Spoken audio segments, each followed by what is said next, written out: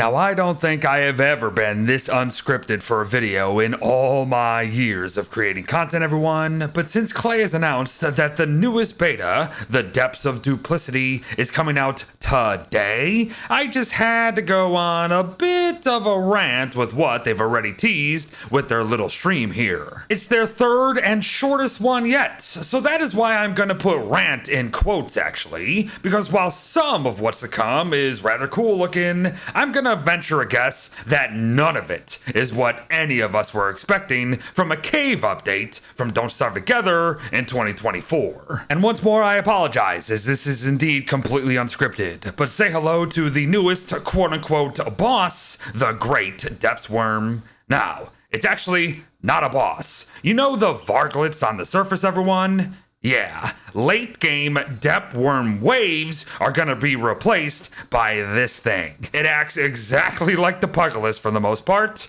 but it's gonna eat us, digest us, and its spikes are gonna hurt. So by the sounds of it, if we bait it with food and then it starts digesting, that is when we start to do our damage phases. Now this might be a weird tangent, but hear me out. I love how it looks, I love the idea behind something like this, but the problem is, it's just a replacement for waves and not a new boss to be found and or stumbled upon within the caves, and that's an issue.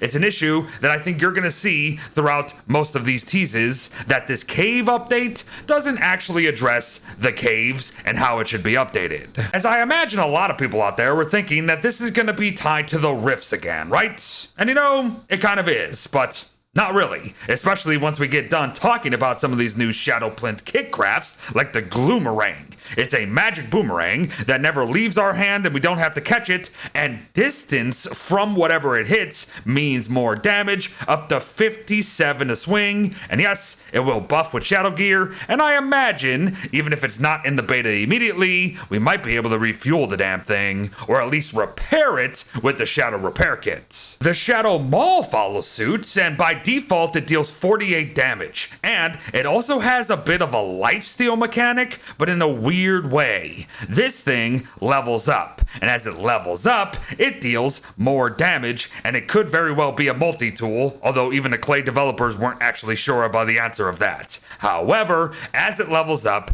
it gets these eyeballs on it and new animations, and deals more damage over time. However, for now, that's all I know. So let's talk about the Gloom Saddle, which, for now, grants all of our Beefalo planar mechanics without having to play Wigfrid with her new battle saddle. And once again, that is all I got because that's all that Klei said. And last but certainly not least, the Gloom Bell here, which when tied to a Beefalo, will revive it for you at the cost of max health and consuming the bell. Now this I can get behind.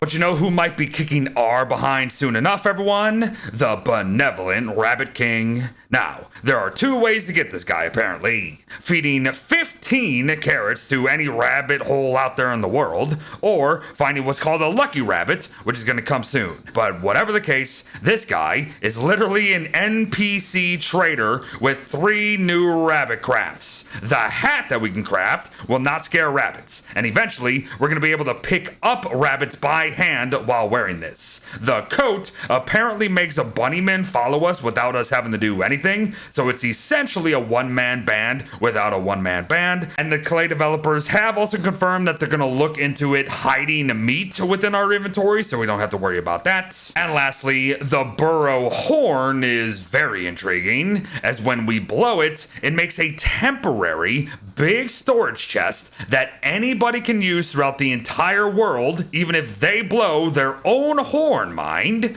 and we can just use it 3 times whenever we want, as it has 3 uses, but technically no durability, if you know what I mean, and it's just a big old portable communal chest. It's weird, but it's a thing. But remember that lucky rabbit I was talking about? I don't know the exacts behind it, as Klei themselves had nothing to say about it whatsoever, but maybe if we're in a savannah and nearby rabbits, there's a chance that every day rolls a lucky rabbit, and if you see one and catch it, you can actually turn it into a rabbit king without having to expend any carrots. So there you go. But that's not all, because if we hit hit this guy, he turns into the evil Rabbit King that will summon up new beardlings, as these are not actually the final animations or art mind, that will do their bidding. But trust me, this guy also attacks us, and it's really funny. If you dodge his attack, he lands on his head, and that's when you deal the damage. But if he hits you, he kicks you in the face and knocks you back. It's a jackrabbit, so have fun. But to wrap things up, everyone, are just some rapid-fire rift-related shadow nonsense. Like a new shadow creature tied to the rift and the ruins itself. When the ruins are in a nightmare cycle and the shadow rifts are active, we get this new shark-like shadow creature randomly in the ruins that has its own counterattacks, for Pete's sake. I'm calling it the shark because it looks like a shark. Let's roll with it. Also related to the rifts, I'm assuming, at least that's what Klei is saying, the shadow mimics. I don't know if they're gonna be random throughout the entire caves when rifts are active. I'm going to assume so, as rifts tend to change the entire environment, but whatever the case may be, they show up and duplicate our items. And they die from stepping on them, sure, but if we leave our camp and come back and we don't even realize that something is duped and we pick something up and use it, these guys are gonna pop out and maybe they'll deal damage later, or they're just supposed to be fun little gimmicks like some shadows are. I'm gonna go with the latter. These guys, kind of cool, but one of those like, really? That's it sort of deals. The discount shadow pieces are about to have a fourth brother in the form of the rogue thrall here, which is a snake, as you can see. And for now, he's spawning by spider dens, but that is going to change, as this guy is going to follow us via stealth. And he's going to have to be revealed before anything happens. And it's going to be like a smile in the dark, like the Cheshire Cat sort of deal from Alice in Wonderland. One more directly tied to the rifts, I guess, are the shadow ichors. These guys will fall from the sky when a rift is at full level 3, and they can lock us inside and deal damage to us, just like the tank thrall that we were talking about earlier. But they also have these globby, gelatinous things happening to them, and when we deal damage with non-planar stuff, all that globbiness actually comes back to it, and it just doesn't die. So you have to deal damage quickly over time in order for it to not regenerate too fast. And lastly, something that is going to be a hot topic of debate from day frickin' one here. Void walking is no longer an option. If you are on the void in any means, you fall to the abyss below. And what Klei has done is make it that not only Winona's bridges can now bridge 3 tile gaps down in the caves, they have literally added cave bridges, everybody. Yes, indeed. They kind of broke their own lore, and I'm not sure how this is gonna fly. And I'll be honest, folks, I'm not sure Klei's getting out of this one unscathed. For so many years, they have had so many apologists out there, so many stands giving them more chances. This is the biggest nothing burger I have ever seen them do. And I am saying that in a year that has had the Year of the Dragonfly in it. Why? Context and the canvas that they had to work with. This is supposed to be a top-of-the-line grand cave update to match what you've been doing before?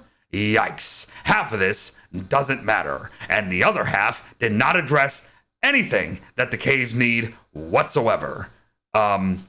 Yeah. But folks, there you have it. My rambling nonsense of Klei's newest update that supposedly is supposed to be out tonight, but I don't know. It crashed on them a couple times, and a lot of the things weren't working and didn't have names, so I'm guessing, once again, they half-baked this, and I don't know what they expect every time they do that. But it is what it is. Thanks for watching. I'll see you in the next one. Bye-bye.